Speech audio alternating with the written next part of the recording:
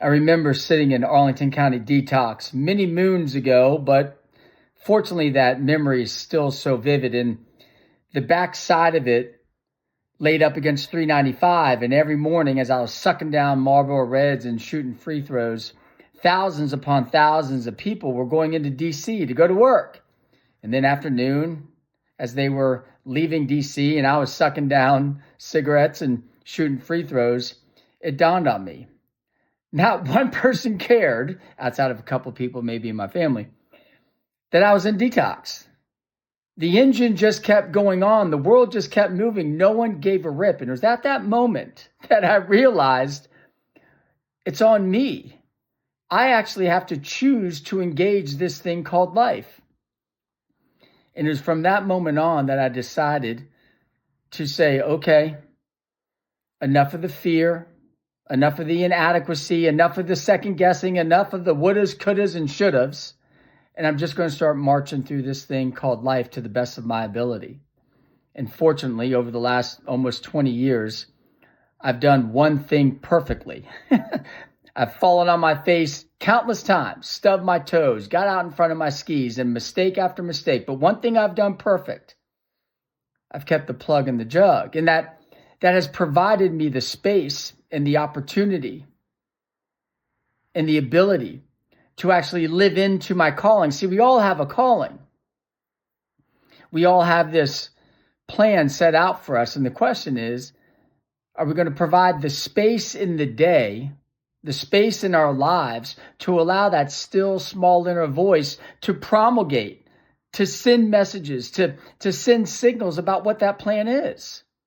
In today's world, with the cacophony that is IT and the busyness of life and the 24-hour news cycle and kids and job and all that stuff, I humbly ask you, are you creating the space in your day to allow yourself to actually hear what that still small voice is saying?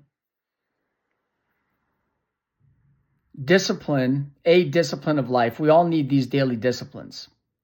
And one of the disciplines is to just be quiet. When I was at the VA center after the detox, and I was at the VA center and I had this incredibly great counselor. At one point she said, "David, you need to go sit on a bench and stare at a tree." Because I was trying to earn so much. I was so driven by performance and catching up all this lost time. And I was just driving so hard. She was just saying, "David, please, for the love of God, just pump the brakes." My dear friends, pump the brakes. Create space in your day to actually listen and hear to that still small inner voice. Because that is where you'll find true rest. And that is where you will hear your calling. And as you're following your calling, then true meaning can start to accumulate. And if you're living a life of meaning, well, then you can do just about anything. You can tolerate just about anything. You can enjoy anything. You can actually transition from happiness to joy. Happiness is what I used to call a six-pack happy, man. I could get giddy after a six-pack, but joy is a posture. Joy is an attitude. Joy is a way of life. And that's what I want for you. It's what I still want for me.